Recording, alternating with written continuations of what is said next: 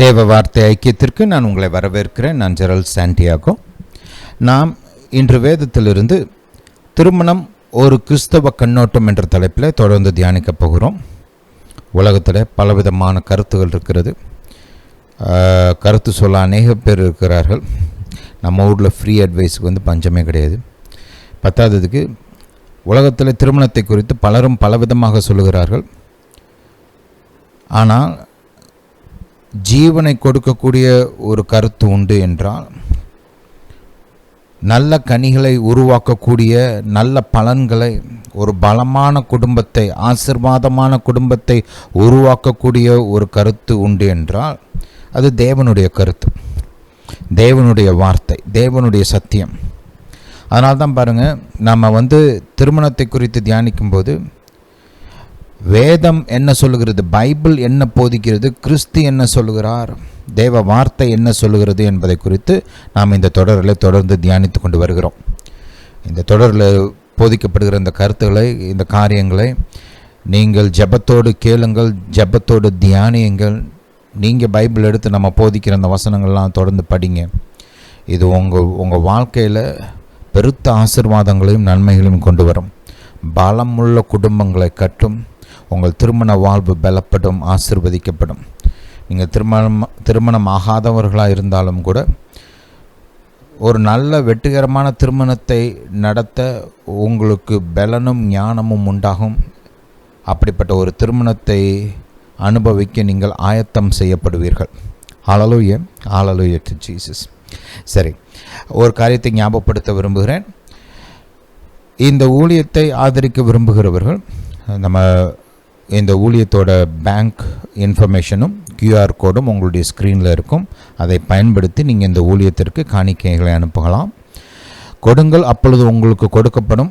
அமுக்கி குலுக்கி சரிந்து விழும்படி மடியில் அளந்து போடுவார்கள் என்று சொல்லப்பட்ட வார்த்தையின்படி திருவசனத்தில் உபதேசிக்கிறவனுக்கு சகல நன்மைகளிலும் பகிர்ந்து கொடுக்க கடவன் என்று சொல்லப்பட்ட தேவ வார்த்தையின்படி நீங்கள் இந்த காணிக்கைகளை அனுப்பும்போது கர்த்தர் உங்களுக்கு ஒரு பெரிய ஆசீர்வாதத்தின் பெருக்கத்தை கொடுப்பார். பலமான ஒரு அறுவடையை கொண்டு வருவார். நீங்கள் இந்த ஊழியத்தை ஆதரிக்கும்போது இந்த ஊழியத்தினால் மக்கள் பெறுகிற நன்மைகளில் பங்காளர்களாக மாறுவீர்கள். இந்த ஊழியத்திற்கு உண்டாகிற ஆசீர்வாதம் பலன்களில் நீங்களும் பங்காளர்களாக மாறுவீர்கள். ஹல்லேலூயா, ஹல்லேலூயா டு ஜீசஸ். சரி, ஜெபிப்போம். பிதாவே, இயேசுவின் நாமத்தினால் வருகிறோம். தாப்பனே, நீர் பெரியவர், சர்வ வல்லவர், வானத்தையும் பூமியும் படைத்த நல்ல தேவன். பிதாவே, நீரே எங்களை உருவாக்கினீர். தாயின் கர்ப்பத்திலிருந்து இந்நாள் வரை ஆதரித்து வருகிறீர். ஞானமும் வல்லமையும் உம்முடையது தாப்பனே. ஒருவராய் ஞானமுள்ள தேவன் நீர். பிதாவே, உம்மை நோக்கி பார்க்கிறோம். நீர் எங்களுக்கு உம்முடைய வார்த்தைகளை போதிக்க வேண்டுமா ஜெபிக்கிறோம். திருமணத்தை குறித்த உம்முடைய எண்ணங்கள், உம்முடைய வார்த்தைகள், உம்முடைய ஞானத்தை நீர் எங்களுக்கு வெளிப்படுத்த வேண்டுமா ஜெபிக்கிறோம். உம்முடைய ஞானம், புத்தி, அறிவு, வெளிச்சத்தினால் எங்களை நிரப்ப வேண்டுமா ஜெபிக்கிறோம். தாப்பனே, நல்ல திருமணங்கள் இன்னும் பலமடையட்டும், இன்னும் மகிமையான திருமணங்களாக மாறட்டும். குடும்பங்களில் இன்னும் அதிகமான சமாதானம், சந்தோஷம், ஒற்றுமை உண்டாகட்டும். உம்முடைய திட்டங்கள் இந்த திருமணங்கள் மூலமாக, குடும்பங்கள் மூலமாக நிறைவேறட்டும். பிதாவே, பிரிவுண்ட தம்பதியர் ஒன்று சேரட்டும். உடைந்து போன திருமணங்கள் ஒன்று சேரட்டும். தாப்பனே, நொறுங்குண்ட இருதயம் உள்ளவர்கள், இருதயத்தில் காயப்பட்டவர்கள் குணமாக்கப்படட்டும். அவர்களுக்கு ஆறுதலும் பலனும் சமாதானமும் உண்டாகட்டும். இன்னும் திருமணமாகாதவர்கள் தாப்பனே, ஒரு வெற்றிகரமான திருமணத்தை பெற்றுக்கொள்ள நீர் அவர்களை ஆயத்தப்படுத்த வேண்டுமா ஜெபிக்கிறோம், பலப்படுத்த வேண்டுமா ஜெபிக்கிறோம். பிதாவே, இந்த காலத்திற்கு எங்களுக்கு தேவையான சரியான வார்த்தைகளை கொடுக்க வேண்டுமா ஜெபிக்கிறோம். எங்கள் வாழ்க்கைக்கு தேவையான பதில்களை எங்களுக்கு வெளிப்படுத்த வேண்டுமா ஜெபிக்கிறோம். பிதாவே, நீர் அப்படியே செய்கிறபடியால் ஸ்தோத்திரம். இயேசுவின் நாமத்தினால் பிதாவே, ஆமென். ஹல்லேலூயா, ஹல்லேலூயா டு ஜீசஸ். நம்முடைய தேவைகளுக்காக போதனை முடிஞ்சதுக்கப்புறம் கடைசியில் ஜெபம் பண்ணுவோம். இப்போ நம்ம தேவ வார்த்தைக்கு கடந்து செல்லலாம். முதலாவதாக ஆதியாகமம் 1 அதிகாரம் 26 வசனத்திலிருந்து வாசிப்போம். நம்ம திருமணத்தை குறித்து பல காரியங்களை தியானித்து கொண்டு வருகிறோம். ரைட், ஏற்கனவே நிறைய கிரவுண்ட் கவர் பண்ணியாச்சு. ஒருவேளை இன்றைக்கி தான் நீங்கள் ஃபஸ்ட் டைம் இந்த போதனையில் ஜாயின் பண்ணுறீங்கன்னா தயவுசெய்து அந்த போதனைகளையும் கேளுங்க. அது உங்களுக்கு மிகவும் பிரயோஜனமாக இருக்கும், ஆசீர்வாதமாக இருக்கும். கடந்த 2 வாரங்களாக விவாகரத்து, டிவோர்ஸை குறித்து வேதம் என்ன போதிக்கிறது, அதற்கான காரணங்கள் என்ன, கர்த்தர் இதை எப்படி பார்க்கிறார் அப்படின்ற காரியங்களை குறித்து தியானித்து கொண்டு வருகிறோம். இன்றைக்கி அதே டாப்பிக்கில் தொடர்ந்து தியானிக்க போகிறோம். முதலாவதாக நம்ம டெக்ஸ்ட்டை வாசிக்கலாம். ஆதியாகமம் 1ஆம் அதிகாரம் 26ஆம் வசனத்திலிருந்து. பின்பு தேவன் நமது சாயலாகவும் நமது ரூபத்தின்படியையும் மனுஷனை உண்டாக்குவோமாக, அவர்கள் சமுத்திரத்தின் மச்சங்களையும் ஆகாயத்து பறவைகளையும் மிருக ஜீவன்களையும் பூமி அனைத்தையும் பூமியின் மேல் ஊறும் சகல பிராணிகளையும் ஆளக்கடவர்கள் என்றார். தேவன் தம்முடைய சாயலாக மனுஷனை சிருஷ்டித்தார். அவனை தேவ சாயலாகவே சிருஷ்டித்தார், ஆணும் பெண்ணுமாக அவர்களை சிருஷ்டித்தார். பின்பு தேவன் அவர்களை நோக்கி, நீங்கள் பலுகி பெருகி பூமியை நிரப்பி அதை கீழ்ப்படுத்தி சமுத்திரத்தின் மச்சங்களையும் ஆகாயத்து பறவைகளையும் பூமியின் மேல் நடமாடுகிற சகல ஜீவ ஜந்துக்களையும் ஆண்டு கொள்ளுங்கள் என்று சொல்லி தேவன் அவர்களை ஆசீர்வதித்தார். இங்கே நம்ம பார்க்குறோம், கர்த்தர் முதலாவதாக வானத்தையும் பூமியும் உண்டாக்குறார். இந்த இந்த இந்த அதிகாரத்தோட ஸ்ட்ரக்சரை நம்ம கொஞ்சம் நல்லா கவனிக்கணும். ரைட், வேதம் முதல்ல நமக்கு என்ன சொல்லுது? ஆதியிலே தேவன் வானத்தையும் பூமியும் சிருஷ்டித்தார்.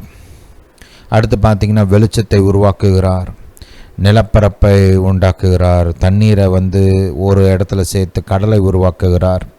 அடுத்து பார்த்தோம்னா பறவைகள், மீன்கள், ரைட், மிருகங்கள், இவைகளெல்லாம் உண்டாக்குறாரு.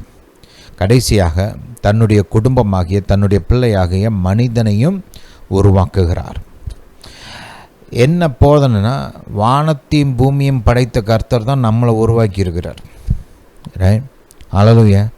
வானத்தையும் பூமியும் உண்டாக்கின சர்வ வல்லவர் நம்முடைய பரம தகப்பன் என்பது இங்கே ஒரு போதனை, ரொம்ப முக்கியமான போதனை. அது மனிதன் ஒரு மிருகத்தைப் போலவோ இல்லை ஒரு கர்த்தருடைய மற்ற படைப்புகளைப் போலவோ இல்லை.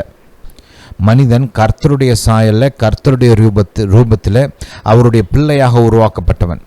கர்த்தர் தனக்கு ஒரு குடும்பம் வேண்டும் என்று விரும்பினது நிமித்தம் மனுக்குலத்தை உருவாக்கி இருக்கிறார். அல்லேலூயா, அல்லேலூயா டு ஜீசஸ். இந்த சத்தியத்தை நாம் புரிந்து கொள்ள வேண்டும். நாம் நம்மை தேவனுடைய பிள்ளைகளாக பார்க்க பழக வேண்டும். தேவனுடைய சாயல் ரூபத்தில் உருவாக்கப்பட்டவர்களாக நம்மை நாமே பார்க்க கற்றுக்கொள்ள வேண்டும். அது மட்டுமல்ல, நம்முடைய கணவனையோ இல்லை நம்முடைய மனைவியோ அந்த விதமாக பார்க்க நாம் பழக வேண்டும். பாருங்கள், பொதுவாக நம்ம கணவனையோ மனைவியோ எப்படி பார்க்குறோம்? அவங்க என்ன படிச்சிருக்கிறாங்க, எந்த ஊர்லேருந்து வந்திருக்காங்க, அவங்களுக்கு என்ன சொத்து இருக்குது, என்ன எவ்வளோ பணம் இருக்குது, இல்லை எவ்வளோ உயரமாக இருக்கிறாங்க, எவ்வளோ அழகாக இருக்கிறாங்க, ரைட், அவங்களால என்ன செய்ய முடியும், இது வரைக்கும் என்ன செஞ்சுருக்கிறாங்க, இப்படி இந்த மாதிரியான காரியங்களை வச்சு பார்க்குறோம். ரைட், ஆனால் அதையும் தாண்டி இவங்க தேவனுடைய பிள்ளை, தேவனால் ஆசீர்வதிக்கப்பட்ட ஒரு பிள்ளை. தேவன் எனக்கு கொடுத்த ஈவு, என் வாழ்வில் உதவி, நன்மை, தயவு, ஆசீர்வாதம் இதெல்லாம் பெருகும்படி கர்த்தர் எனக்கு கொடுத்த நல்ல ஈவு என்று பார்க்க பழக வேண்டும். அநேக நேரங்களில் மக்கள் பெண்கள் தங்களுடைய கணவன்மாரை கொஞ்சம் மட்டமாக பார்க்குறாங்க, இல்லை மரியாதை இல்லாமல் நடத்துகிறாங்க, இல்லை தவறான வார்த்தைகளில் பேசுகிறாங்க. அப்படின்னா காரணம் என்ன? கணவனை தேவனுடைய பார்வையின் மூலமாக, தேவன் பார்க்கிற விதமாக பார்க்க தவறுறதுனால தான். ஒரு கணவன் தன் மனைவியை கேவலமாக பார்க்குறாங்க, சில சமயம் இல்லை ஒரு பாரமாக பார்க்குறாங்க, இல்லை பிரயோஜனம் இல்லைன்னு நினைக்கிறாங்க. இப்படி பல தவறான கண்ணோட்டத்தோட மனைவியை பார்க்குறாங்க. ஏன் அப்படி பார்க்குறாங்கன்னா, தன்னுடைய மனைவி தேவனுடைய மகள் என்ற ஒரு வெளிச்சம் இல்லாததுனால தான். தேவனுடைய சாயலில், தேவனுடைய ரூபத்தில் உருவாக்கப்பட்ட பெண்மணி, மதிப்போடும் மரியாதையோடும் கனத்தோடும் நடத்தப்பட வேண்டிய ஒரு பெண், கர்த்தருடைய பிள்ளை அப்படின்ற ஒரு எண்ணம் உள்ளுக்குள்ளே இல்லாததுனால தான் கனவீனமான முறையில் நடத்துவது, ஒடுக்குவது, இதுக்கெல்லாம் மூல காரணம் அவங்க அப்படி பார்க்கறதுனால தான். ஒரு ஆளை குறித்து நம்ம என்ன உள்ளுக்குள்ளே நினைக்கிறோமோ அதுதான் வெளியில் நடக்கையாக வெளிப்படும். நீங்கள் ஒருத்தரை குறித்து நீங்கள் கோபமான எண்ணங்களை யோசித்து கொண்டே இருந்தீங்கன்னா அவங்க உங்களுக்கு செய்த தவறுகள், உங்களுக்கு இழைத்த கொடுமைகள், இதை பற்றியே நீங்கள் நினச்சிட்டு இருந்தீங்கன்னு வச்சுக்கோங்க. அடுத்த முறை அவங்கள பார்க்கும்போது உங்களுக்குள்ளே எப்படிப்பட்ட எண்ணங்கள் உண்டாகும், உணர்ச்சிகள் உண்டாகும், கோபம் உண்டாகும், கசப்பு உண்டாகும், வெறுப்பு உண்டாகும், கோபமான வார்த்தைகளை பேசுவீங்க. ஒன்று அவங்கள பார்த்தா ஒதுங்கி போயிடுவீங்க, இல்லைன்னா சண்டைக்கு போவீங்க இல்லையா? ஹல்லேலூயா டு ஜீசஸ். ஏன்? உள்ளுக்குள்ளே நீங்கள் அவங்கள குறித்து யோசித்த எண்ணம் வெளியில் நடக்கையாக மாறுது, வார்த்தைகளாக மாறுது இல்லையா? அந்த விதமாக தான் ஒரு கணவன் தன் மனைவியை குறித்து என்ன யோசிக்கிறான் என்பது ரொம்ப முக்கியம். மனைவி தன் கணவனை குறித்து எப்படி யோசிக்கிறாள் என்பது ரொம்ப முக்கியம். அந்த யோசனை தான் வார்த்தைகளாக மாறும், அந்த யோசனை தான் நடக்கையாக மாறும்.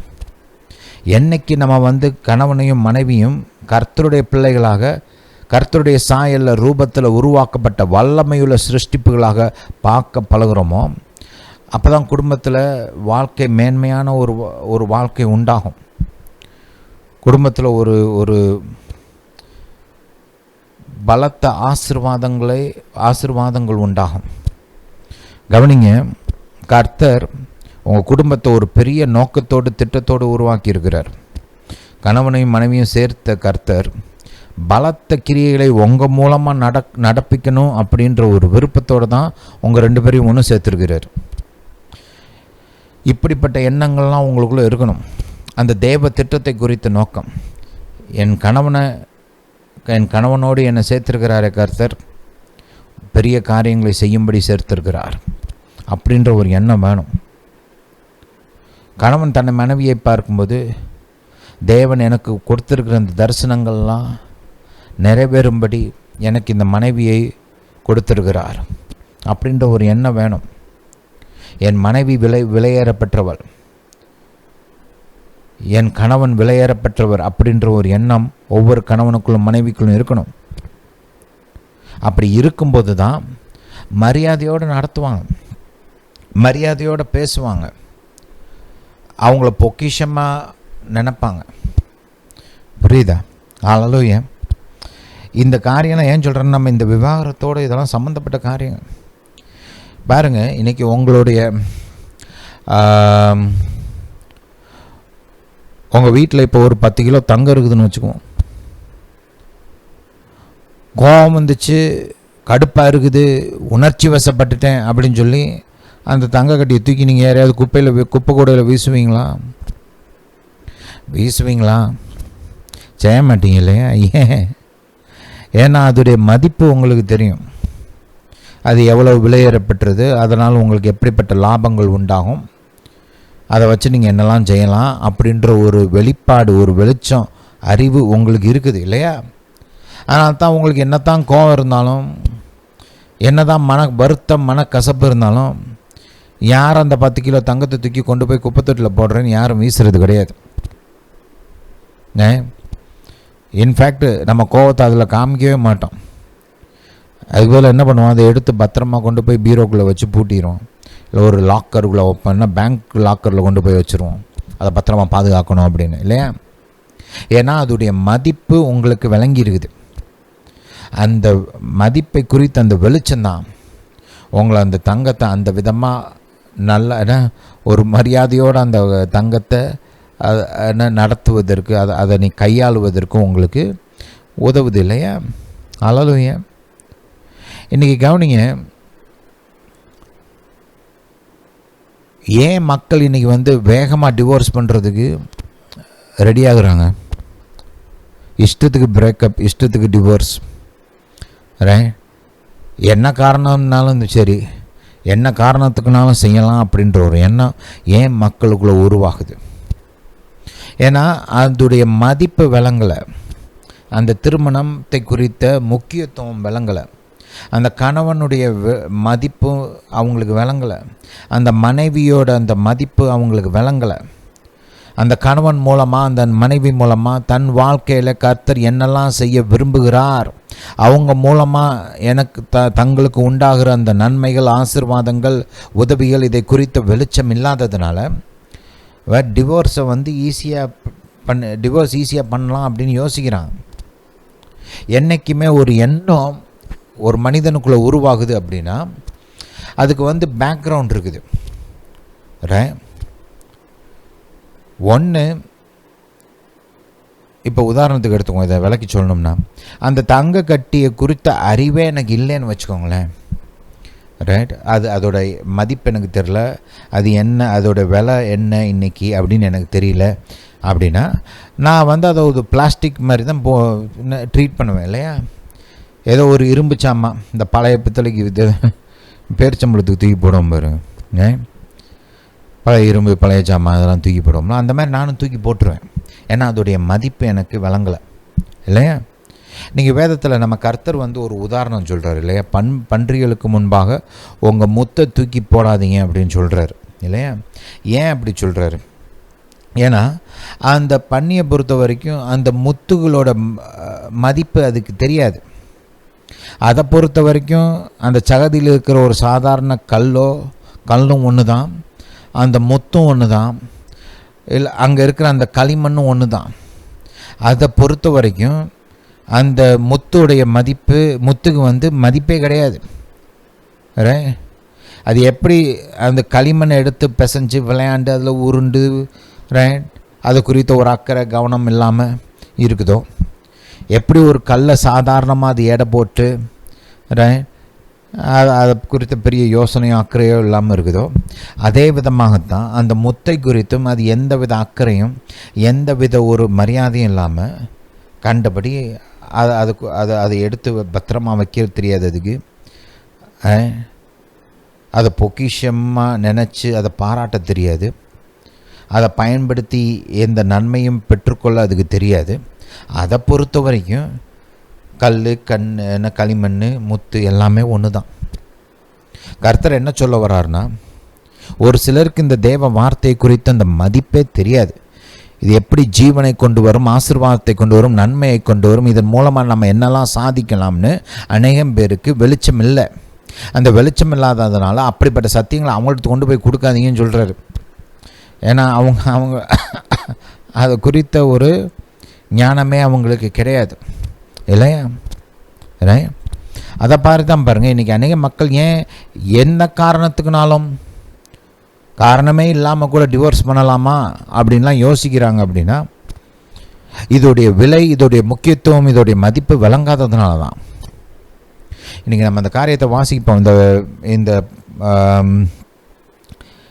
பேசேஜை வாசிச்சுட்டு, இந்த வேத பகுதியை வாசிச்சுட்டு அடுத்து நம்ம தொடர்ந்து காரியங்களை குறித்து தியானிப்போம். 19ஆம் அதிகாரம் மத்தேயு 19 3ஆம் வசனத்திலிருந்து வாசிப்போம்.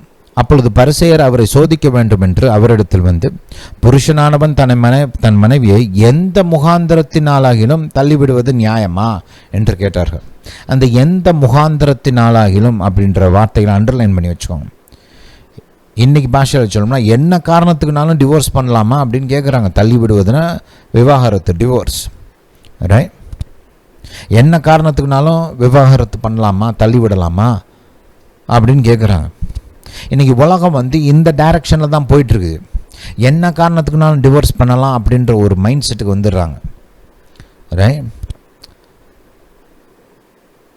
ஏதோ பெரிய முக்கியமான காரணம் அப்படின்லாம் இல்லை. இப்போ ஒரு சில விவாதத்துகள் இந்த வேதத்தின் அடிப்படையில், வேதத்தில் சொல்லப்பட்ட காரியங்களுக்காக நடக்குது, ஓகே, அது வேறு. ரைட், ஆனால் இன்றைக்கி பிரதானமான விவாகரத்துகள் பார்த்திங்கன்னா வேதத்தில் சொல்லப்படாத காரணங்களுக்காக நடக்குது. மோர் அண்ட் மோர் மக்கள் வந்து இந்த டைரக்ஷனை தான் போயிட்டுருக்குறாங்க. என்ன காரணத்துக்குனாலும் பண்ணலாம், ஒத்து வரன்னு பண்ணலாம், பிடிக்கலன்னு பண்ணலாம். ஒரு டைம் பிடிச்சிச்சு, ஏன்னா இப்போ பிடிக்கல. ஒரு டைம் சூப்பராக இணைஞ்சிருந்தோம், இப்போ ஃபீலிங்ஸ் மறைஞ்சிருச்சு. இப்படி பல காரணங்கள் சொல்கிறாங்க, லிஸ்ட்டு போடலாம் நீங்கள். ஒரு சிலர் நல்லா பார்த்துக்குவாருன்னு நினச்சேன், இப்போ குடும்பத்தில் கொஞ்சம் கஷ்டமாயிருச்சு, அதனால் விட்டுட்டு போகிறேன். பல காரணங்கள் இருக்குது. ஒரு சில கணவன்மார் மனைவிகளை ஏதோ ஒரு ஏடிஎம் பேங்க் மாதிரி யூஸ் பண்ணுறாங்க. போய் உங்கள் அப்பா வீட்டில் வாங்கிட்டு வாமா அப்படின்னு அனுப்பிடுறது. அப்பா வீட்டிலேருந்து பணம் வாங்கிட்டு வரலையா, வீட்டுக்கு வராது, இப்படிலாம் பண்ணுறாங்க. ஏதோ ஒரு ஏடிஎம் மிஷின் மாதிரி யூஸ் பண்ணிக்கிறது மனைவியை. இப்படி பல காரணங்கள் சொல்லலாம். நம்ம எந்த முகாந்திரம் என்ன காரணத்துக்குனாலும் பண்ணலாமா அப்படின்னு யோசிக்கிறாங்க. ஹல்லேலூயா. சரி, கவனிங்க, தொடர்ந்து வாசிப்போம். அவர்களுக்கு அவர் பிரதியுத்தரமாக, ஆதியிலே மனுஷரை உண்டாக்கினவர் அவர்களை ஆணும் பெண்ணுமாக உண்டாக்கினார் என்பதையும், இது நிமித்தம் புருஷனானவன் தன் தாப்பனையும் தாயும் விட்டு தன் மனைவியோடு இசைந்திருப்பான், அவர்கள் இருவரும் ஒரே மாம்சமாயிருப்பார்கள் என்று அவர் சொன்னதையும் நீங்கள் வாசிக்கவில்லையா? இப்படி கேள்வி கேட்குறியே, ஏன் இப்படி கேள்வி கேட்குற? பாருங்கள், அந்த கேள்வி ஒன்றும் வேக்கமில் கிரியேட் ஆகலை. அவங்களுடைய அந்த கலாச்சாரம் இதெல்லாம் கர்த்தருடைய வார்த்தையை விட்டு பிரிந்து போய் ரொம்ப தூரத்துக்கு போயிடுச்சு. இப்போ அதனால தான் இப்படி ஒரு சிந்தை அவங்களுக்குள்ளே உருவாயிருக்குது. கர்த்தர் அதைத்தான் பாயிண்ட் அவுட் பண்ணுற. நீ ஏன் இப்படிப்பட்ட கேள்வியை கேட்குற? நீ என்கிட்ட ஆதியிலே கர்த்தர் ஆணும் பெண்ணுமாக சிருஷ்டித்தார், அவர் இணைச்சு வச்சிருக்கிறாரு, கர்த்தர் இணைத்ததை மனிதன் பிரிக்காதிருக்க கடவுள், இதெல்லாம் உனக்கு தெரியாதா? ஆதியாகமம் படிக்கலையா? இதன் நிமித்தம் புருஷனானவன் தாப்பனையும் தாயும் விட்டு மனைவியோட இசைந்திருப்பான்னு சொல்லியிருக்கிறாரே கர்த்தர். இருவரும் ஒரே மாம்சமாக இருப்பார்கள் என்று சொல்லியிருக்கிறாரே, அதெல்லாம் நீ வாசிக்கலையான்னு கேட்குறார். ஏன் உன் இருதயத்துக்குள்ளே இப்படிப்பட்ட ஒரு கேள்வி உண்டாகுதுன்னா, இதெல்லாம் உன் இருதயத்தில் இல்லாததுனால தான். கர்த்தருடைய போதனை உன் இருதயத்தில் இல்லாததுனால எதுக்காகனாலும் டிவோர்ஸ் பண்ணலாமன்ற கேள்வி உன் இருதயத்தில் வருது. அதுக்கான காரணம் அதுதான். ஒரு வசனத்தை உங்களுக்கு காண்பிக்க விரும்புகிறேன். ஆதியாகமம் போங்க. ஆதியாகமம் 25ஆம் அதிகாரத்தை கொஞ்சம் கவனிங்க. ஆதியாகமம் 25.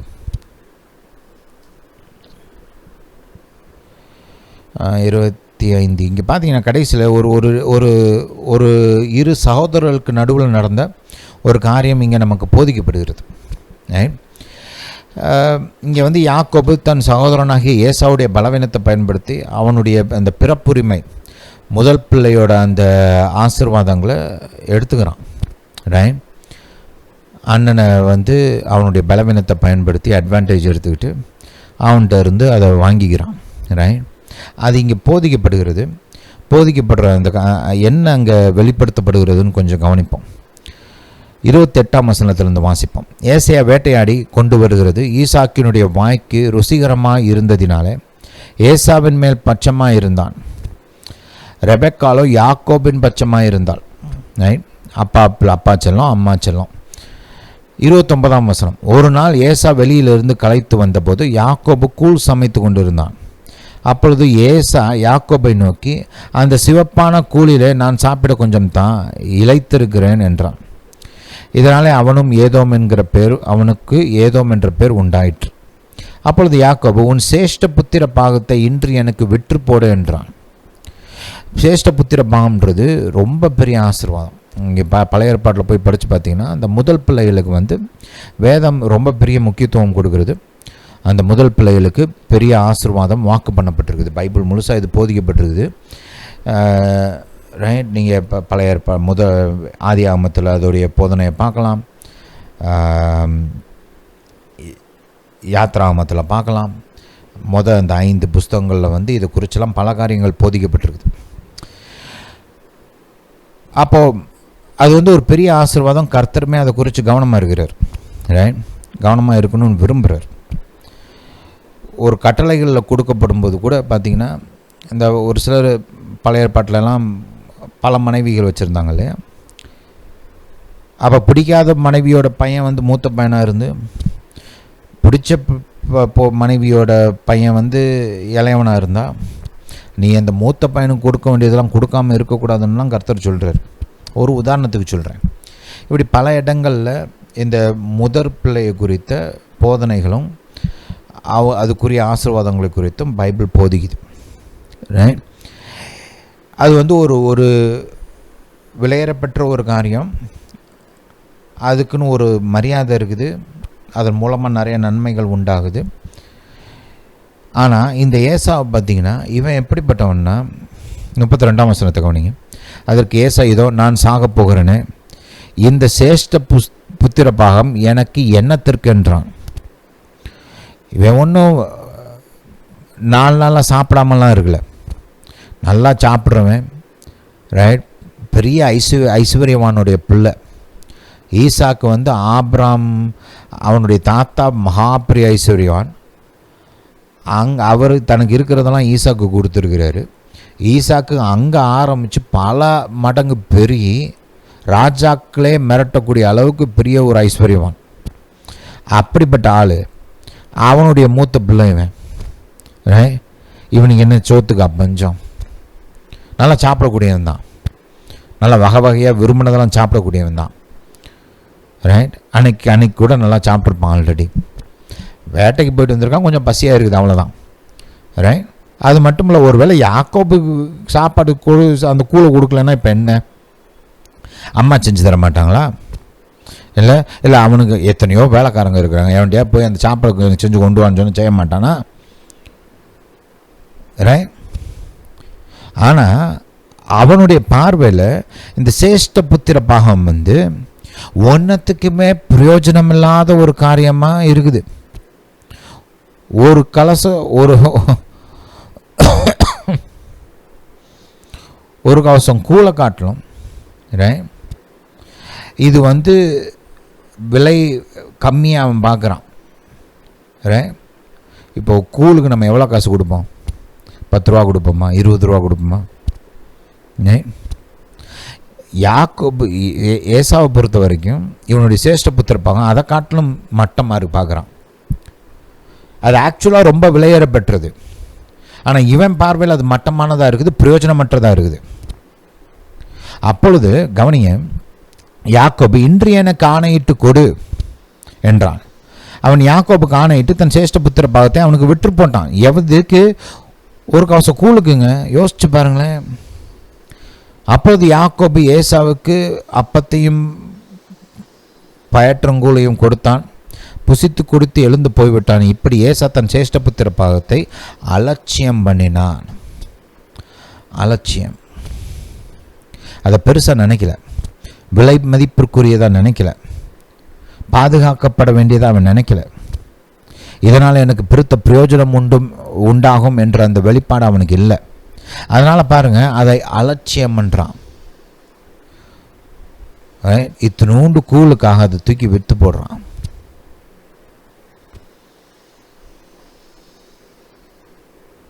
புரியுதா? ஹல்லேலூயா, ஹல்லேலூயா டு ஜீசஸ்.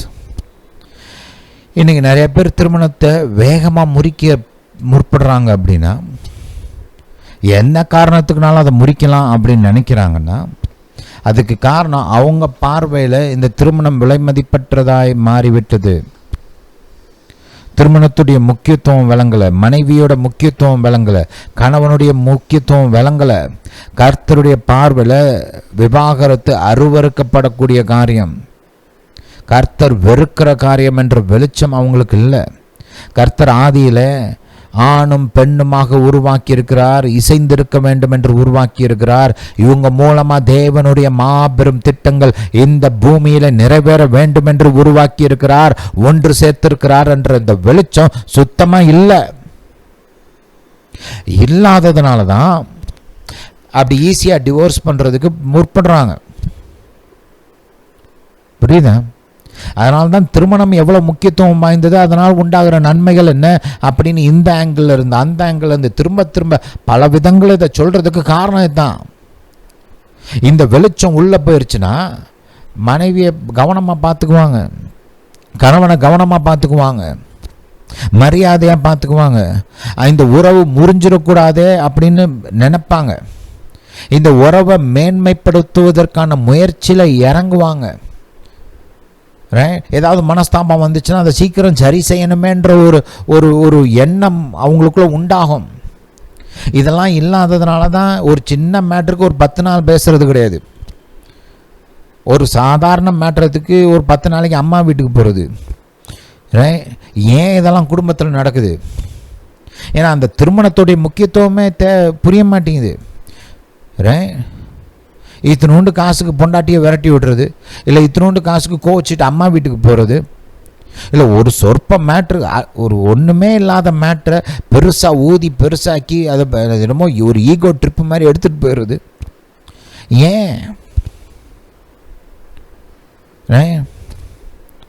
ஏன் உள்ளுக்குள்ள திருமணத்தை குறித்த தேவனுடைய எண்ணங்கள் இல்லை, தேவனுடைய ஞானம் இல்லை. அந்த வெறுமை தான் இப்படிப்பட்ட கிரியைகளை உருவாக்குகிறது. இப்படிப்பட்ட வெறுமை என்ன பண்ணும் தெரியுமா? இருதயத்தை கடினப்படுத்தும். விவாகரத்துக்கு ஒரு பெரிய காரணம் என்னன்னு கேட்டிங்கன்னா, இருதயத்தின் கடினம். சொல்லுங்கள், இருதயத்தின் கடினம். இருதயத்தின் கடினம். ஒரு மனிதனுடைய இருதயம் கடினப்படும் போது அவன் அந்த உறவை விட்டு விலகுவான். நம்ம ஆவிக்குரிய ரீதியில் கூட பார்த்தோம்னா, கர்த்தரோடு கூட இருக்கிற நம்ம உறவு பாதிக்கப்படுவதற்கு ஒரு பெரிய காரணம் என்னென்னு கேட்டிங்கன்னா, இருதயத்தின் கடினம். இங்கே வசனத்தை வாசிச்சுட்டு ஒரு சில பாயிண்ட்ஸை நான் உங்களுக்கு விளக்கி காண்பிக்க விரும்புகிறேன். பாருங்க, இங்கே ஹல்லேலூயா, மத்தேயு 19 அவங்க ஒரு கேள்வி கேட்குறாங்க. ஏசப்பா இப்போ இந்த விதமாக அவங்களுக்கு போதிக்கும் போது இன்னொரு கேள்வி கேட்குறாங்க. அதற்கு அவர்கள், அப்படியானால் தள்ளு சீற்றை கொடுத்து அவளை தள்ளி விடலாம் என்று மோசே ஏன் கட்டளையிட்டார் என்றார்கள். பழைய ஏற்பாட்டில் பாருங்கள், மனுஷன் விழுந்து போயிட்டான். கர்த்தர் மகிமையானவனாக உருவாக்கி வச்சுருந்தார். அவன் பிரகாசம் உள்ளவனாக, பரிசுத்தம் உள்ளவனாக, தேவ சாயலை வெளிப்படுத்துகிறவனாக செயல்பட்டு கொண்டு இருந்தான். அதுக்கப்புறம் பாவத்துக்கு இடம் கொடுத்து பிசாசுடைய ஆளுகைக்கு உட்பட்டான். அந்த பாவ சுபாவம் அவனுடைய இருதயத்துக்குள்ளே நுழைஞ்சிருச்சு. இருதயத்துக்குள்ளே நுழைஞ்சு அவனுடைய இருதயத்தை கடினப்படுத்திருச்சு. இப்போ கடினப்படுத்தினதுனால அவனால் ஒரு விதமாக செயல்பட முடியல. அந்த அன்போட, அந்த பழைய இந்த கர்த்தருடைய சாயலில் கர்த்தருடைய அன்பின் பிரகாரமாக செயல்பட அவனுக்கு கொஞ்சம் கஷ்டமாக மாறிடுச்சு. அதனால் பழைய ஏற்பாட்டில் ஒரு ப்ரொவிஷன் இருந்துச்சு. இந்த டிவோர்ஸுக்கான ஒரு ப்ரொவிஷன் இருந்துச்சு. இந்த ப்ரொவிஷன் இருக்கிறதுனால இதுதான் கர்த்தருடைய சித்தம் அப்படின்னு கிடையாது. இது பழைய ஏற்பாடு, புதிய ஏற்பாட்டில் கிடையாது. பழைய ஏற்பாட்டில் ஏன் இந்த ப்ரொவிஷன் இருந்துச்சுன்னா, மனுஷன் விழுந்து போயிட்டதுனால அவனுக்குள்ளே அந்த பாவ சுபாவம் நுழைந்து அவனுடைய இருதயத்தை கடினப்படுத்திட்டதுனால இந்த ஒரு ப்ரொவிஷன் இருந்துச்சு. ஆனால் இந்த ப்ரொவிஷன் இருந்ததுனால டிவோர்ஸ் கர்த்தருக்கு இஷ்டம் நினச்சிடக்கூடாது, இல்லை டிவோர்ஸ் விவாகரத்து கர்த்தருடைய சித்தம் நினச்சிடக்கூடாது. கர்த்தருடைய சித்தம் ஏசப்பா அந்த முதலை சொன்னார் பாருங்க, அதுதான் மனிதன் கர்த்தர் இணைத்ததை மனிதன் பிரிக்காதிருக்க கடவன். கர்த்தர் ஆணும் பெண்ணுமாக உருவாக்கி இருக்கிறார், அவர் சேர்த்து வச்சிருக்கிறார் ஒரு திட்டத்தோட நோக்கத்தோட. அதை நீ பிரிக்காத, இதுதான் கர்த்தர் சித்தம். விவாகரத்து என்றைக்குமே கர்த்தர் சித்தம் கிடையாது. புரியுதா? விவாகரத்தை கர்த்தர் வெறுக்கிறார். அதனால் அதை என்றைக்குமே இதுக்கு ஒருவேளை கர்த்தர் சித்தமாக இருக்கலாம் அப்படிலாம் பேசவே பேசாதீங்க தயவுசெய்து. விவாகரத்து நடக்கிறதுக்கு ஒரு காரணம் தான், மனுஷனுடைய பலவீனங்கள், அவனுடைய தவறுகள். அதுக்கு விவாகரத்துக்கு கர்த்தர் காரணரே கிடையாது, என்றைக்குமே கிடையாது. புரியுதா? சரி, அந்த பாயிண்ட்டை மைண்டில் வச்சுக்கோங்க. இப்போ அந்த பழைய அந்த மனுஷனுடைய அந்த வீழ்ச்சியினால் உண்டான அந்த இருதய கடினத்தினால ஒரு ப்ரொவிஷன் இருந்துச்சே தவிர அது கர்த்தர் விருப்பம் கிடையாது. மனுஷன் பாவத்துக்கு இடம் கொடுத்து ஒரு மாம்ச ரீதியான வாழ்க்கை வாழ ஆரம்பித்ததுனால அவன் இந்த ப்ரொவிஷனை தப்பாக பயன்படுத்த ஆரம்பிச்சிட்டான். இப்போ நம்ம பார்க்குறோம், எந்த துறையிலுமே ஒரு சில ரூல்ஸ் இருந்துச்சுன்னா ஆட்கள் அந்த ரூலை எப்படியெல்லாம் தங்களுக்கு சாதகமாக பயன்படுத்திக்கலாமோ அப்படிலாம் பயன்படுத்துகிறாங்க இல்லையா?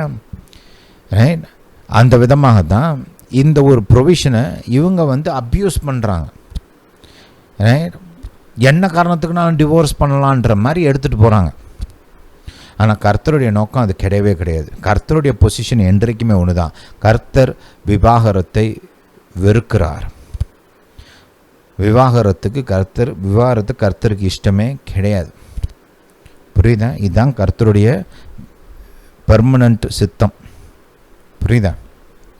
சரி, மைண்டில் வச்சுக்கோங்க. தொடர்ந்து வாசிப்போம். 8ஆம் வசனம். அதற்கு அவர், உங்கள் மனைவிகளை தள்ளிவிடலாம் என்று உங்கள் இருதய கடினத்து நிமித்தம் மோசே உங்களுக்கு இடம் கொடுத்தார். இந்த இருதய கடினம், இந்த டிவோர்ஸுக்கு காரணம் பார்த்திங்கன்னா இருதயம் கடினப்படுறது தான். சரி, கிறிஸ்தவர்கள் மறுபடியும் பிறந்துட்டாங்க. மறுபடியும் பிறந்தவங்க கூட பார்த்திங்கன்னா ஒரு சில காரியங்கள் மூலமாக தங்களுடைய மனதை கடினப்படுத்தி கொள்ள முடியும், இருதயத்தை கடினப்படுத்தி கொள்ள முடியும். வேதம் இதை குறித்து போதிக்குது. இன்றைக்கி எபிரேயருக்கு போகலாம். பாருங்கள், இந்த கர்த்தருக்கும் ரட்சிக்கப்பட்ட மக்களுக்கும் இருக்கிற அந்த உறவை வைத்து ஒரு சில காரியங்களை இன்றைக்கி நம்ம பார்க்க போகிறோன்னா ரெண்டுக்கும் கனெக்ஷன் இருக்குது. இப்போ நீங்கள் கிறிஸ்தவத்திலே பார்த்தீங்கன்னா நம்ம கர்த்தர் என்ன சொல்கிறாரு? நம்முடைய ஆண்டவராக இயேசு கிறிஸ்து மணவாளன், சபை மணவாட்டி இல்லையா? இந்த கர்த்தருக்கும் சபை மக்களுக்கும் ரட்சிக்கப்பட்ட கிறிஸ்தவர்களுக்கும் உள்ள உறவை வேதம் அந்த விதமாகத்தான் சித்தரிக்குது இல்லை? அதே மாதிரி தகப்பன் பிள்ளையாக சித்தரிக்கிறது, தாய் மகளாக பிள்ளையாக சித்தரிக்கிறது. ரைட்? பழைய ஏற்பாட்டிலையும் கூட கணவன் மனைவியாகலாம் அந்த உறவு சித்தரிக்கப்படுகிறது. அப்போது இது ஒரு biblical way of teaching this relationship between God and man. Right? வேதாகமம் கர்த்தருக்கும் அவருடைய மக்களுக்கும் உள்ள உறவை இந்த விதமாக சித்தரிப்பது பைபிளுடைய ஒரு போதனை. ரைட்? இங்கே நம்ம பார்ப்போம். எபிரேயரில் பார்த்தோம்னா 7ஆம் வசனத்திலிருந்து வாசிப்போம். 3ஆம் அதிகாரம் 7ஆம் வசனம். ஆகையால் பரிசுத்த ஆவியானவர் சொல்லுகிறபடியே இன்று அவருடைய சத்தத்தை கேட்பீர்களாகில், வனாந்திரத்திலே கோபம் மூட்டின போதும் சோதனை நாளிலும் நடந்தது போல உங்கள் இருதயங்களை கடினப்படுத்தாதிருங்கள். இருதயம் எப்போ கடினப்படும்னா, கர்த்தர் ஒன்று சொல்கிறாரு, ஆனால் அவர் சொல்கிறத கேட்காம நானாக ஒன்று செய்யணும்னு நினைக்கிறேன் பாருங்க, அப்போ தான் இருதயம் கடினப்படும். கர்த்தருக்கு விரோதமான எண்ணங்கள் வழிமுறைகளை நாம் தெரிந்து கொள்ளும்போது நம்முடைய இருதயம் கடினப்படும். அப்போ கணவன் மனைவியை குறித்து நம்முடைய இருதயம் எப்போ கடினப்படும்? கர்த்தர் சொன்ன விதமாக நம்முடைய மனைவியை பார்க்காம, கர்த்தர் சொன்ன விதமாக நம்ம கணவனை பார்க்காம, கர்த்தர் சொன்ன விதங்களில் மனைவியை நடத்தாமல், கர்த்தர் சொன்ன விதத்தில் புருஷனை நடத்தாமல் இருக்கும்போது இருதயம் கடினப்பட ஆரம்பிக்கும்.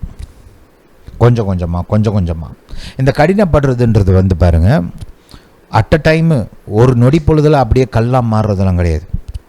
நீங்கள் இடம் கொடுக்க கர்த்தருக்கு விரோதமான அந்த வழிகளுக்கு, கர்த்தருடைய வார்த்தையின் போதனைக்கு எதிரான காரியங்களுக்கு நீங்கள் இடம் கொடுக்க படிப்படியாக கொஞ்சமாக இருதயம் கடினப்படும்.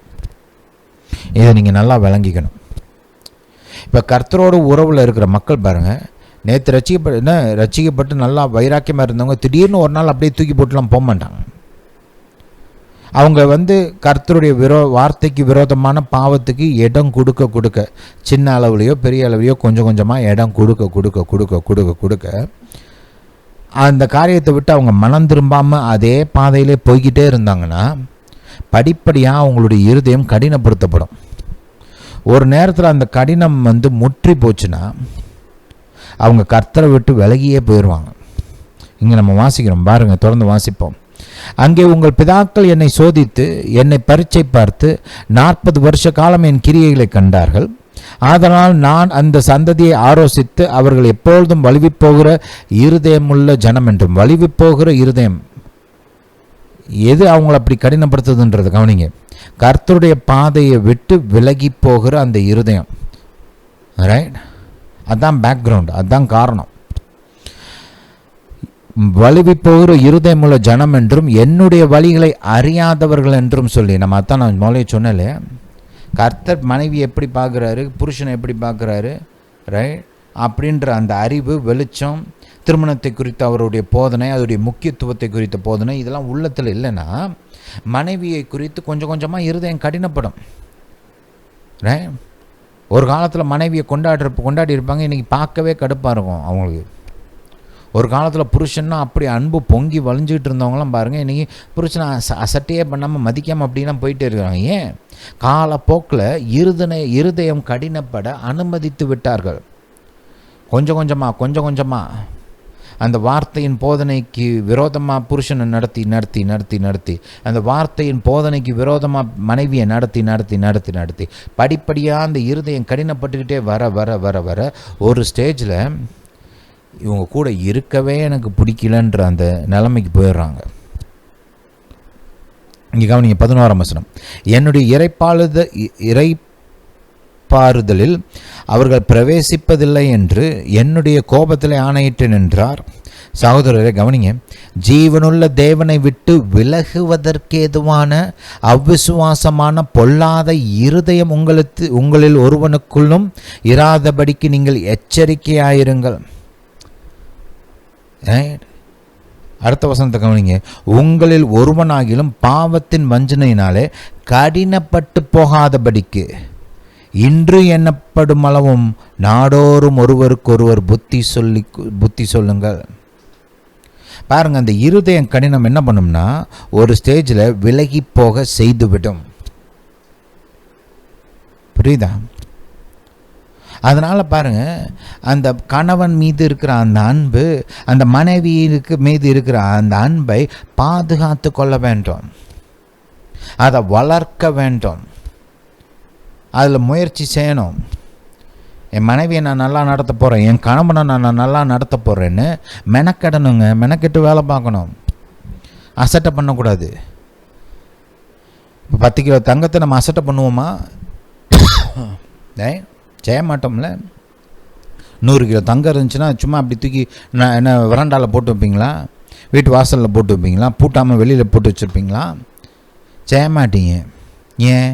அதோடைய மதிப்பு உங்களுக்கு தெரியும். கணவனுடைய மதிப்பை விளங்கி கொள்ளணும். அந்த மதிப்பை நீங்களாக இந்த இயற்கையான காரியங்களை வச்சு எடை போடாதீங்க. ஏன்னா இயற்கையான காரியங்களை வச்சு மதிப்பு போட்டிங்கன்னா அந்த மதிப்பு மாறும். ஒரு காலத்தில் ரொம்ப விலையேறப்பெற்ற கணவனாக இருந்தவர் இன்றைக்கி ஒன்றத்துக்கும் பிரயோஜனமில்லாத மாறிடுவார். ஏன்னா அப்போ பார்க்க நல்லா அழகாக வாட்ட சாட்டமாக இருந்தார். இன்றைக்கி கொஞ்சம் வயசாகி முடி ஓட்டி போச்சு, ரைட், ஆள் வெயிட் போட்டார். அப்புறம் இன்றைக்கி பார்க்குறதுக்கு அப்படி ஒன்றும் பெருசாக தெரியல, ரைட். ஒரு காலத்தில் மனைவி அப்படி அழகாக இருந்தாங்க, பார்க்குறதுக்கே அவ்வளோ அருமையாக இருந்தாங்க. இப்போ அப்படி பார்த்தா அப்படி ஒன்றும் பெருசாக இம்ப்ரெசிவாக இல்லை. வயசாயிருச்சு, சுருக்கம் வந்துருச்சு, ரைட். ஆள் மாறிட்டாங்க, பர்சனாலிட்டி டைப் மாறிடுச்சு, ரைட். இன்றைக்கி அப்படி ஒன்றும் பெருசாக இல்லை. ஒரு காலத்தில் நிறையா சம்பாரிச்சிட்டு இருந்தார், இன்றைக்கி கொஞ்சம் குறைஞ்சிருச்சு. நிறையா சம்பாதிக்கிறப்ப இருந்த மரியாதை இன்றைக்கி போயிடுச்சு, ரைட். ஒரு காலத்தில் வேலை பார்த்துட்டு இருந்தார், இப்போ ரிட்டையர்ட் ஆகி வீட்டில் இருக்கிறாரு. பல காரணங்கள் இருக்குது தெரியுமா? ஒரு சில காரணங்கள்லாம் சொல்கிறதுக்கே ஜோக்காக இருக்கும், கேட்க சிரிப்பு வர மாதிரி காரணங்கள்லாம் வச்சுருக்குறாங்க இன்றைக்கி. இப்படி இன்றைக்கி நம்ம புருஷனை மதிப்பதற்கு இந்த இயற்கையான காரணங்கள் ஒன்று வச்சுருப்போம் இல்லையா? அதையெல்லாம் தாண்டி கர்த்தருடைய வார்த்தையின்படி அவங்கள மதிக்க கற்றுக்கொள்ள வேண்டும். கர்த்தர் சொல்லியிருக்கிறாரு, அதனால் அன்பு கூற போகிறேன். உடன்படிக்கையில் இருக்கிறேன், என் கணவன் கூட மாறாத உடன்படிக்கையில் இருக்கிறேன். என்னுடைய அன்பு நிரந்தரமானது, இந்த உறவு நிரந்தரமானது அப்படின்ற ஒரு எண்ணத்தோடு அதை அணுகும்போது அந்த லைஃப் வேற மாதிரி இருக்கும். அந்த மரியாதை மாறாது, அப்போது அந்த அன்பு மாறாது.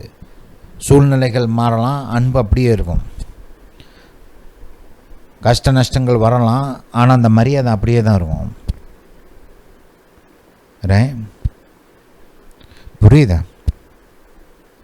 சூழ்நிலைக்கு ஏற்றின மாதிரி நடக்கை மாறிக்கிட்டே இருந்துச்சுன்னா அது வேதத்துக்கு ஒவ்வாத ஒரு காரியம். நம்ம கர்த்தர் சொல்கிற மாதிரி அப்போ நம்ம நடந்துக்கிறது இல்லைன்னு தான் அர்த்தம். புரியுதா? என்றைக்குமே நல்லா ஞாபகம் வச்சுக்கோங்க, இந்த கணவன் மனைவி உறவில் அன்பு, மன்னிப்பு இதெல்லாம் பெர்மனண்ட்டாக இருக்கணும். மரியாதை இதெல்லாம் பெர்மனண்ட்டாக இருக்கணும். காலத்துக்கு ஏற்ற மாதிரி மாறக்கூடாது, சூழ்நிலைக்கு ஏற்ற மாதிரி மாறக்கூடாது. இப்போ நம்மளை கர்த்தர் அன்பு கூறுறாரு இல்லையா? அவர் எப்படி அன்பு கூறுறார்? நேரத்துக்கு ஏற்ற மாதிரி மாற்றுறாரா அந்த அன்பை? சூழ்நிலைக்கு ஏற்ற மாதிரி மாற்றுறாரா? இல்லை நீங்கள் கொடுக்குற காணிக்கைக்கு ஏற்ற மாதிரி மாற்றுறாரா? ரைட். ஹல்லேலூயா. நம்ம பாவிகளாக இருக்கும்போதே நம் மீது அன்பு கூர்ந்து நமக்காக இயேசுவை சிலுவையில் பலியாக கொடுத்தவர். எப்போ? பாவிகளாக இருக்கும்போது, அவருக்காக நம்ம ஒன்றுமே செய்யாத போது, அவரை குறித்து அறியாத போது, சில பேர் அவரை வெறுத்த போது, அவருக்கு விரோதமாக காரியங்கள் செய்து கொண்டு இருந்த போது கூட அவர் அன்பு எப்படிப்பட்ட அன்பு? மாறாத அன்பு இல்லை. அவருடைய மன்னிப்பு எப்படிப்பட்டது? எப்போதுமே மன்னிக்கிறார் இல்லையா? நம்ம மனம் திரும்பி பாவத்தை அறிக்கை செய்யும்போது அவர் மன்னிச்சுக்கிட்டே தான் இருக்கிறார். இப்போ இந்த மன்னிப்பு, அன்பு இதெல்லாம் பாருங்கள், தாராளமாக கொடுக்க பழகணும். இந்த ரேஷன் கடை மாதிரி அளந்து போடலாம் ட்ரை பண்ணக்கூடாது. தாராளமாக இருக்கணும். அன்பில், மன்னிப்பில், மரியாதையில் கொஞ்சம் தாராளமாக இருக்கணும். இதெல்லாம் மெயின்டைன் பண்ணணும் பாருங்கள். ஹல்லேலூயா. பாருங்கள், கணவன் மனைவி கவனமாக இருக்கணும். அந்த ஜாமக்காரரை ஒவ்வொரு கணவனும் மனைவியும் அந்த குடும்பத்தில் ஜாமக்காரராக இருக்கிறீங்க. உங்களுக்கு ஒரு பொறுப்பு இருக்குது. ஜெபத்தின் மூலமாகவும் தேவ வார்த்தையின் மூலமாகவும் உங்கள் இருதயம் கடினப்படாமல் பார்த்துக்கொள்ளணும். உங்களுக்கு உங்கள் புருஷனுக்கு நடுவில் ஏதோ காரியங்கள் வந்துச்சுன்னா அதை எடுத்து போடுறதுக்கு துரிதமாக இருக்கணும். அந்த காரியங்களை எடுத்து வைக்கிறதுக்கு, அகற்றி போடுவதற்கு துரிதமாக இருக்க வேண்டும். வாட்ச்ஃபுல்லாக இருக்கணும் பாருங்கள். ஒரு சிலர் அந்த உறவை அசால்ட்டாக கவனிக்கிறதே இல்லை அப்படின்னா என்ன அர்த்தம், என்ன காரணம்? அந்த உறவுக்கு மேலே அவங்களுக்கு ஒரு பெரிய அபிப்பிராயம் இல்லை. அதை அவங்க ஒரு பொக்கிஷமாக நினைக்கிறது இல்லை, பாதுகாக்கப்பட வேண்டியதாக நினைக்கிறது இல்லை. அதனால் சும்மா அப்படியே விட்டுருது. ஒரு சிலர்லாம் பாருங்கள், எப்போ தெரியுமா கூட தங்களுடைய திருமணத்துக்காக சண்டை போடுவாங்க. இப்போ யாராவது புருஷன் வேறு பொண்ணை கூட்டிகிட்டு வந்துட்டாருன்னா அப்போ சண்டை போடுவாங்க. புருஷன் உண்மையும் உத்தமமாக இருக்கும்போது கண்டுக்கிறதே கிடையாது புருஷனை. அவனை ஒரு பொருட்டாக மதிக்கிறது கிடையாது. அப்போ வேறு யாரையாவது கூட்டிகிட்டு வந்துட்டு அப்போ சண்டை போடுவாங்க. எப்படி நீ பண்ண போச்சு அப்படின்னு.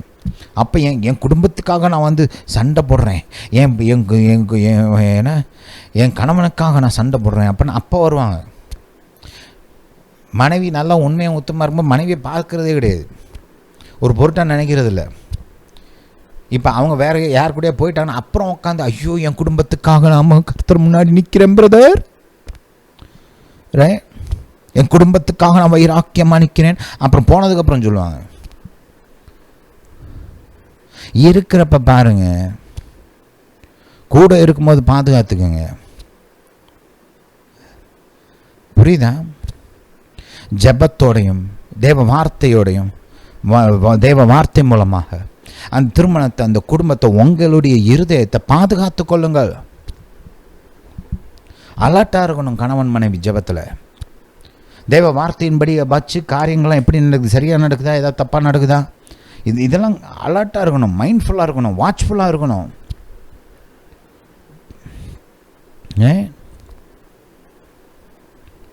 அப்போ தான் திருமணம்லாம் நல்லாயிருக்கும், ஸ்ட்ராங்காக இருக்கும். எப்படி என் கணவனை பிரியப்படுத்துவதுன்னு யோசிக்கணும். கூட இருக்கும்போது என் மனைவி எப்படி நான் பிரியப்படுத்துவதுன்னு யோசிக்கணும். அந்த மனசு கடினப்படாமல் பாதுகாத்து கொள்ளணும். பாருங்கள், மனசு ரெண்டு விதத்தில் கடினப்படும். ஒரு பக்கம் பாருங்கள், அந்த திருமணத்துக்கு விரோதமான காரியங்கள், அந்த கணவன் மனைவிக்கு எதிராக பாவங்கள் செய்யும்போது, தவறான எண்ணங்கள் வரும்போது இருதயம் படிப்படியாக கடினப்படும். அது ஒரு பக்கம். இன்னொரு பக்கம் பாருங்கள், அந்த திருமணத்தை வளர்ப்பதற்கு, அதை மேன்மைப்படுத்துவதற்கு, அதை பெட்டர் பண்ணுவதற்கு எதுவுமே செய்யாமல் இருக்கும்போதும் கடினப்படும். அதை அலட்சியப்படுத்தும் போதும் கடினப்படும். பாருங்கள், உங்களுக்கு நஷ்டம் உண்டாகணும்னா, உங்கள் தொழிலுக்கு விரோதமாக நீங்கள் ஏதாவது பெரிய தவறு ஏதாவது செஞ்சுருந்தால் நஷ்டம் உண்டாகும். அது ஒரு பக்கம். இன்னொரு பக்கம், அந்த தொழிலை குறித்து அலட்சியமாக இருந்துட்டீங்க, சோம்பேறியாக இருந்துட்டீங்கனாலும் நஷ்டம் உண்டாகும். புரியுதா? அதே மாதிரி தான் திருமணத்துலையும். ஒரு பக்கம் அந்த திருமணத்தை குறித்த தேவ வார்த்தைக்கு விரோதமாக நம்ம காரியங்கள் செய்யும்போது இருதயம் கடினப்படும்.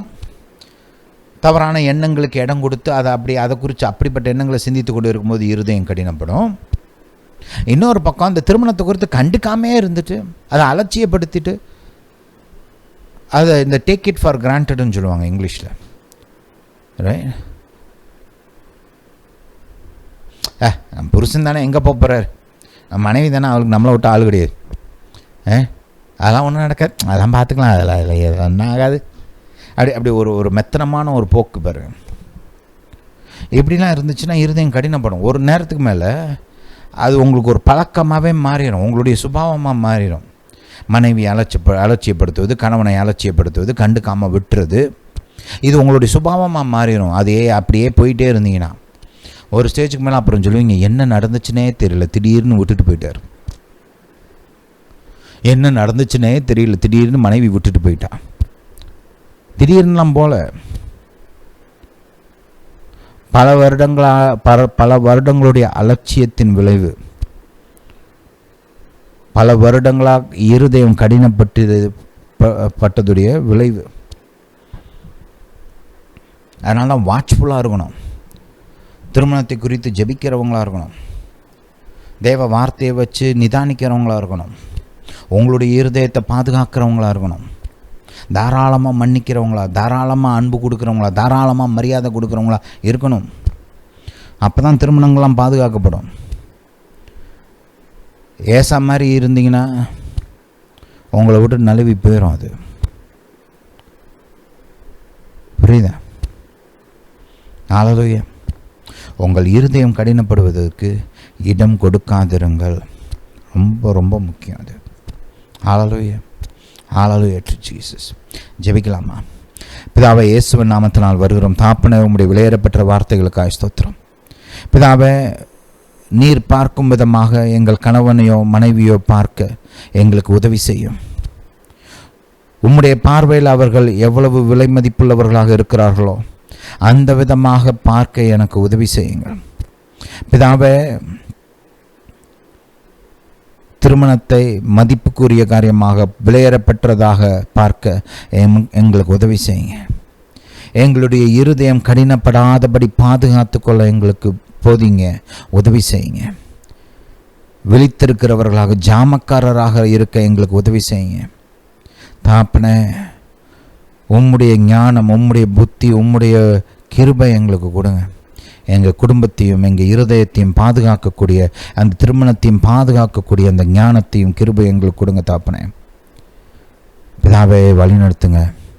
பிதாவே, உம்முடைய பலம் எங்களுக்கு உண்டாகட்டும். திருமணங்கள் பாதுகாக்கப்படட்டும், இருதயங்கள் பாதுகாக்கப்படட்டும், உடைந்த திருமணங்கள் ஒன்று சேரட்டும். பிதாவே, என்னுடைய சத்தத்தை கேட்டுக்கொண்டிருக்கிற ஒவ்வொருவருக்காகவும் வருகிறேன். பிதாவே, நீர் உம்முடைய பலத்த கரத்தை நீட்டி யாருக்கெல்லாம் தெய்வீக சுகம் தேவையோ அவர்களை குணமாக்க வேண்டுமா ஜெபிக்கிறேன். பிதாவே, உம்முடைய குணமாக்கும் வல்லமை அவர்கள் சரீரத்தில் பாயட்டும். வலி, வேதனைகள், வியாதிகள் நீங்கட்டும். பிதாவே, உம்முடைய அபிஷேகம் நுகங்களை முறிக்கட்டும், கட்டுகளை அவிழ்க்கட்டும், சுமைகளை நீக்கட்டும். பிதாவே, உம்முடைய ஜனத்திற்கு ஆறுதல் உண்டாகட்டும், சமாதானம் உண்டாகட்டும், பலன் உண்டாகட்டும். பிதாவே, முன்னேறுவதற்கான பலன், மேற்கொள்வதற்கான பலன், ஜெயிப்பதற்கான பலன், செழிப்பதற்கான பலன் மக்களுக்கு உண்டாகட்டும். சோர்ந்து போகாமல் முன்னேற உதவி செய்யும். காயமுண்ட இருதயங்களை குணமாக்கும். பிதாவே, ஒவ்வொருவரையும் கண்ணின் மணியைப் போல பாதுகாக்க வேண்டுமா ஜெபிக்கிறேன். இவர்கள் மீதும் இவர்கள் குடும்பத்தார் மீதும் இவர்களுக்கு உண்டான யாவற்றின் மீதும் உம்முடைய பரிபூர்ண பாதுகாப்பு உண்டாகட்டும். பிதாவே, எங்கள் ஜெபத்தை கேட்டு நீர் பதில் கொடுத்தபடியால் ஸ்தோத்திரம். இயேசுவின் நாமத்தினால் பிதாவே, ஆமென். ஹல்லேலூயா, ஹல்லேலூயா டு ஜீசஸ். இந்த போதனையை உங்கள் குடும்பத்தார், உற்றார், உறவினர்கள், நண்பர்கள், தெரிந்தவர்கள் எல்லாருக்கும் அனுப்பிச்சு வைங்க. இந்த லிங்க் வீடியோலாம் ஷேர் பண்ணுங்கள். உங்களுக்கு தெரிந்த ஊழியக்காரர்கள், விசுவாசிகளுக்கெல்லாம் அனுப்பிச்சு வைங்க. கர்த்தர் உங்களை ஆசீர்வதிப்பார். இந்த போதனை கேட்டபடியால் நன்றி. கர்த்தர் உங்களை ஆசீர்வதிப்பாராக. நம்முடைய இயேசு ராஜா சீக்கிரம் வருகிறார்.